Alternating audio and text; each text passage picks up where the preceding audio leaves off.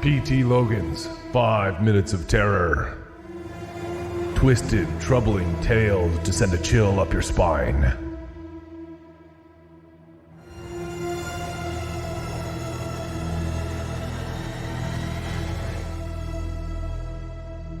Do not soak. Warning, do not soak in water, Jenny read out loud. She held the strange green stone up for Marley to see. Says right here on the sticker. I wonder why not. I mean, it's just a stone, right? Marley asked. It's pretty, but it's just a stone. Jenny looked at the rock that she'd purchased from the strange lady at the flea market. It was solid green in some places and lighter in others. When she shook it, something inside jiggled a little. No idea. A drop of rain landed on Jenny's head and she looked skyward. Dark clouds threatened overhead. It's going to pour, she shouted at her friend. I better get home before... It was too late. The clouds opened and the rain came down. This wasn't your ordinary spring shower, however. It was as if God had tipped a giant bucket of water directly on Jenny and Marley's heads. Run, Marley cried. Jenny put the stone in the pocket of her sweatpants and broke into a sprint, waving and yelling goodbye to her friend. She only lived about 3 blocks away, but the rain was so heavy that by the time she made it to her front door, she was completely drenched from head to toe. Jenny, is that you? Her mother called from the kitchen. Yeah, it's really coming down out there. Dinner's just about ready. Jenny started toward the stairs. I'm just going to put something warm on and I'll be right down. She tossed her wet clothes into the hamper in her closet and then slipped into her flannel pajamas. After dinner, she watched some TV with her mom and then went to bed, not giving the strange green stone another thought.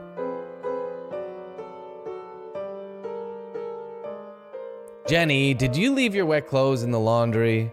Jenny, who was still half asleep, blinked rapidly. Did I? I don't remember.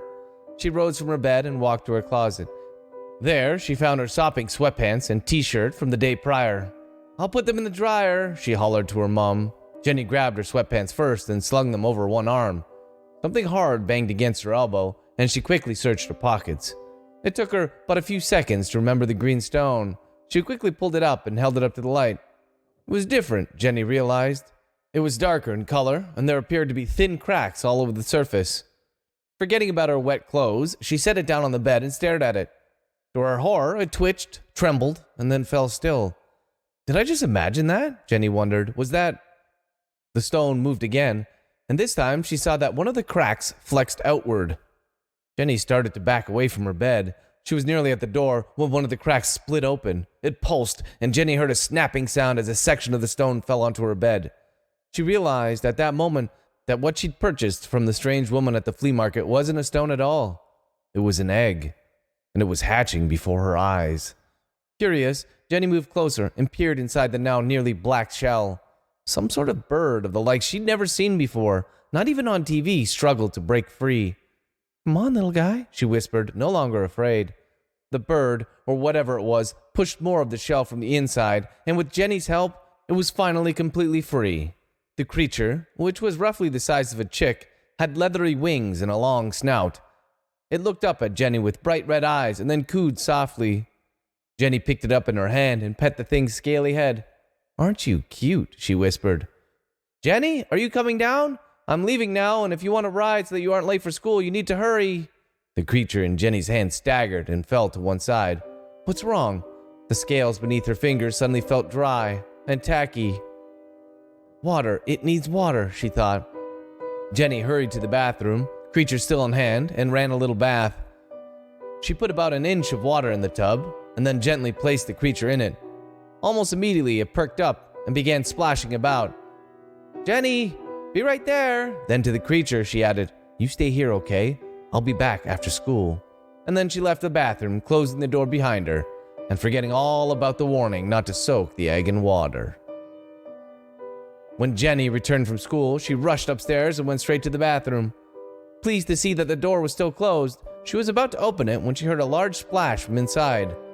Swallowing hard, she slowly turned the knob and entered. At first, she didn't see the creature.